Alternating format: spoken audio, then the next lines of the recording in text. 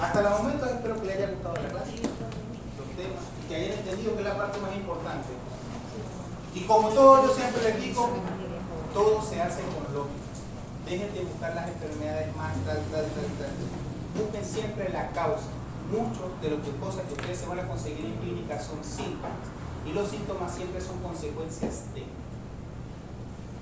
Siempre son consecuencias de. En eso, y el inicio con eso es porque el ojo tiene muchas alteraciones, conjuntivitis, uveitis, iritis. Todas esas alteraciones que podemos observar en el ojo son siempre síntomas o consecuencias de cualquier otra patología sistémica. El ojo habla, igual que la sangre habla. Pero para ello tenemos que conocerlo. Y esta es la anatomía del ojo. El ojo, de afuera hacia adentro, tenemos primero la piel, que sería el párpado. Párpado superior, el párpado inferior, que es la zona palpebral. Donde en la zona más dorsal, lo que es en la zona más ventral, más cerca hacia el ojo, tenemos unos folículos que se llaman pestañas, de forma vulgar. Ellos son desarrollados o se desarrollan en estas zonas acá, donde hay unas glándulas sebáceas, que son las glándulas de Meigón. Las glándulas de Meigón, que es la que produce vamos a decir, un sebo, una manteca, porque es más que todo espeso, para lubricar junto con la cutícula lagrimal la protección del ojo. Pero ellas se producen acá, en estas glándulas, por detrás del folículo piloso, que cuando se obstruye generan una infección, un absceso bastante fuerte, y es lo que se llama cuando tiene el orzuelo. Es la infección o el acceso de la glándula de Meigón. Continuamos un poco más atrás y tenemos un espacio que es la conjuntiva palpebral perteneciente al ojo, la conjuntiva palpebral, un espacio hueco llamado fornix, y después una conjuntiva vulvar perteneciente hacia la córnea, la esclerótica, perdón. En el párpado y en el ojo hay conjuntiva. Por debajo de esa conjuntiva está la esclerótica, que es lo blanco del ojo. Esa es la esclerótica. Pero la esclerótica llega hasta acá, porque en esta zona más externa del ojo se llama córnea.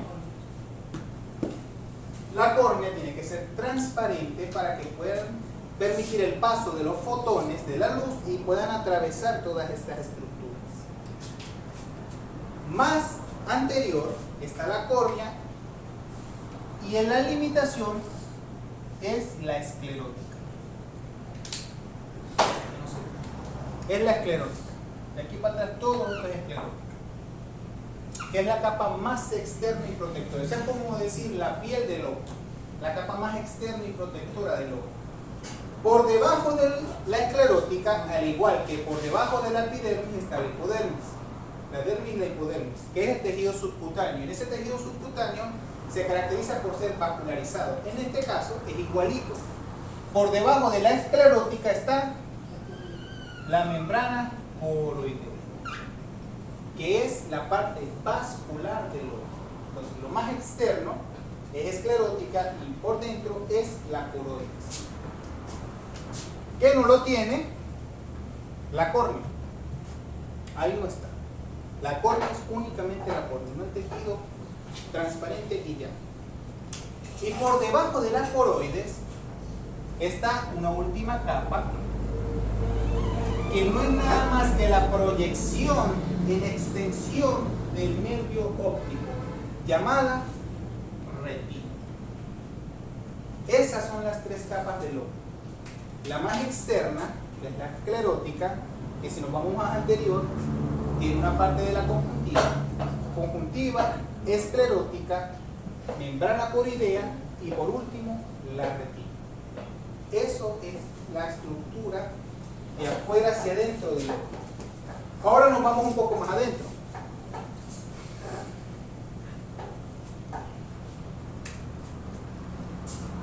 Y vamos a partir una línea delimitada por el cristalino. El cristalino no es nada más que una estructura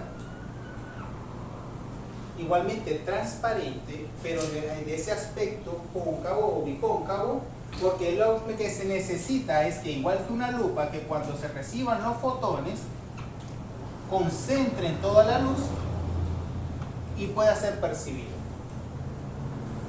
Por eso es que esa es la forma del cristalino, porque lo que va a hacer es un índice de refracción para que concentre toda la luz en un solo punto. Ese es el principal papel de... Esto ya ni siquiera sé. Ya te voy a cambiar. Uno tiene que ser del cristalino. Pero él, recuerden que nosotros podemos ver allá, pero podemos ver acá. Porque él se estira o se encoge para poder tener una vista lejana y una vista cercana. Y eso lo hace mediante estas fibras que se observan acá, que se llaman fibras zonulares.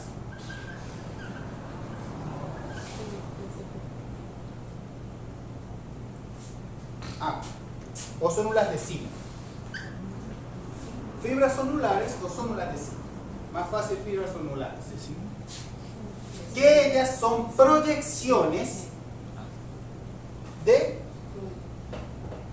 ¿dónde está? Los cuerpos ciliares. Los cuerpos ciliares. Que no es nada más que un conjunto de músculos transversales o longitudinales que cuando se relajan hacen que el cristalino sea más oval, pero cuando se estiran para la vista lejana hacen que el cristalino sea más plano. Esa es la función principalmente de él.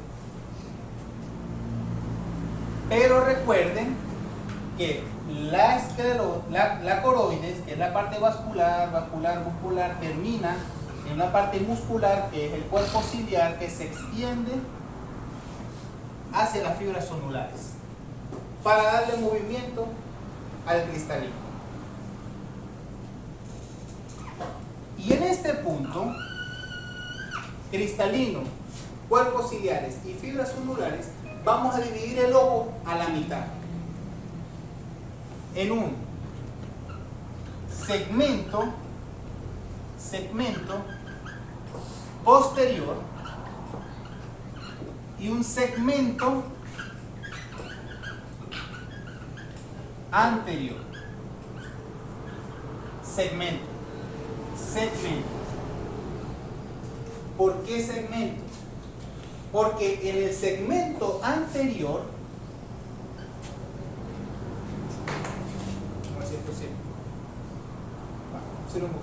en el segmento anterior, por delante del cristalino, pero por detrás del iris, está, ¿dónde está? Por aquí tiene que estar. La cámara posterior. Cámara posterior. La cámara posterior está acá. Gracias. Está la cámara posterior. En el segmento anterior, por detrás del iris, está la cámara posterior. El iris no es nada más, igualmente, de esta superficie o esta extensión igualmente de la membrana coroidea, que se engloba, se hace una circunferencia y tiene melanina. que es lo que da los colores marrones, miel, azules, verdes, X, cualquier cantidad de color. Por eso el hecho de que tenga melanina es la predisposición para que forme un melanoma. Y ese iris deja un espacio hueco que permite el paso de luz, ya sea con mucha cantidad de luz o con poca cantidad de luz, de acuerdo a la intensidad de los fotones. Tiene la capacidad de contraerse y generar miosis o dilatarse y generar midriasis. Eso lo hace el iris.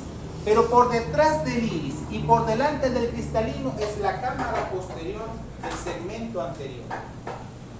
Por delante del iris y por detrás de la córnea es la cámara anterior. Tenemos cámara posterior, cámara anterior, segmento anterior y segmento posterior. Así se divide el ojo. Porque en el segmento posterior vamos a conseguir, en esta cámara anterior, este segmento posterior está constituido el humor acuoso. Del cristalino para acá, en el segmento anterior, está el humor acuoso. Del cristalino para atrás, en el segmento posterior, está el humor vítreo. El humor vítreo no se regenera o no se cicla. El humor acuoso sí. El humor acuoso es producido por el cuerpo ciliar. El cuerpo ciliar genera el humor acuoso. Son células especializadas encargadas en producir humor acuoso y ciliar. Por eso es que está como continuidad de la membrana coroides. Está altamente vascularizado para producir mayor cantidad de líquido llamado humor acuoso. Eso lo produce el cuerpo ciliar. El humor vítreo no, es una membrana, una estructura gelatinosa que se queda y le da la forma global al ojo, pero igualmente es transparente, que permite el paso de los fotones a través de la córnea, a través de la pupila, que es el espacio que deja el iris, porque la pupila no es una estructura, la pupila es un espacio. Pasa cristalino, atraviesa todo humor acuoso y llega hacia la retina, que es el nervio receptor sensitivo de los fotones de luz. Pero en esta retina hay un punto específico. Hay un punto específico llamado mácula. Esa mácula tiene alto contenido de estas células especializadas llamadas bastones y conos. Conos y bastones, que son las células receptoras de la luz. Por eso es que nosotros tenemos, gracias a esta mácula, porque en la retina está toda llena de conos y bastones, por eso es que nosotros podemos desarrollar vista periférica. Yo puedo mirar fijamente aquella caja gracias a mi mácula y puedo tener un punto fijo. Pero con esta misma capacidad que toda la retina tiene conos y bastones, yo puedo ver a todo el mundo acá. Gracias a la distribución de ese iris. Eso se llama la vista periférica. Nosotros podemos desarrollar una vista fija, pero también podemos ver alrededor por esta capacidad, por esta extensión o proyección del iris. Eso es básicamente este segmento posterior, constituido por la mácula, por la retina, que viene, por supuesto, del nervio óptico. Esto, en forma muy generalizada, porque tiende a ser más profundo, es el ojo. ¿Por qué tengo que darle la anatomía primero del ojo? Porque necesito que conozcan todo lo que vamos a ver como patologías a partir de ahora.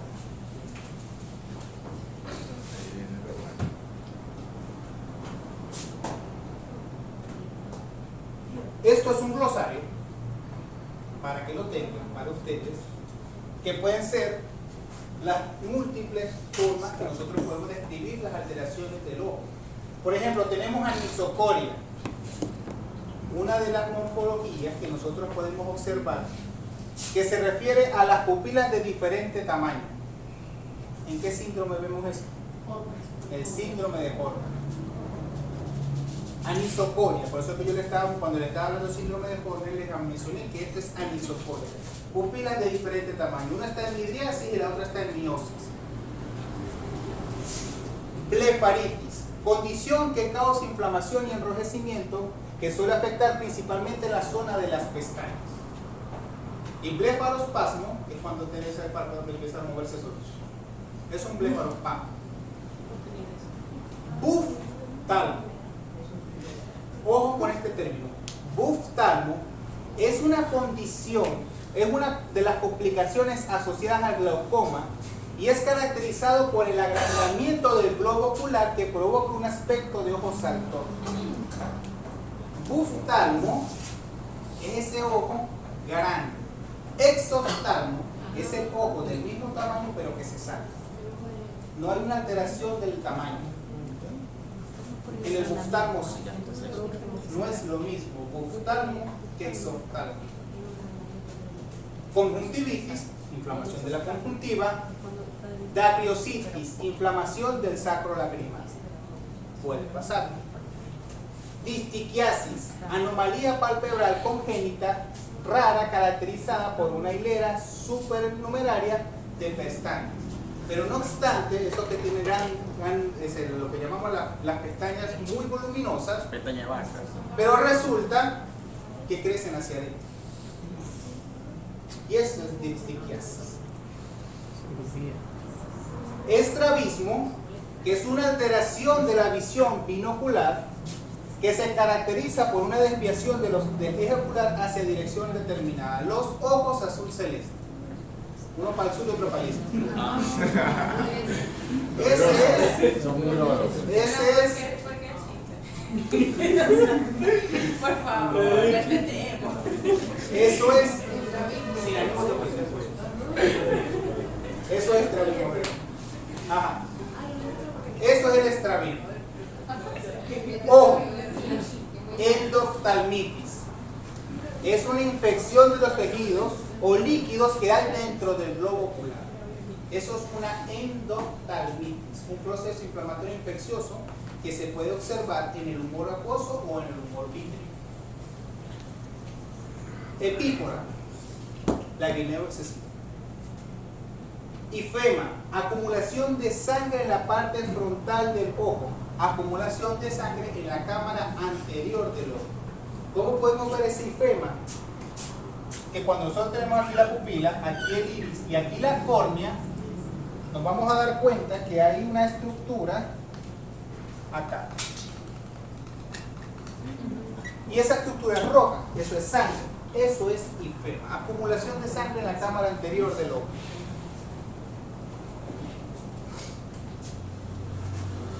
Hipopión, lo mismo pero con pus. Ifema es sangre, hipopión es pus.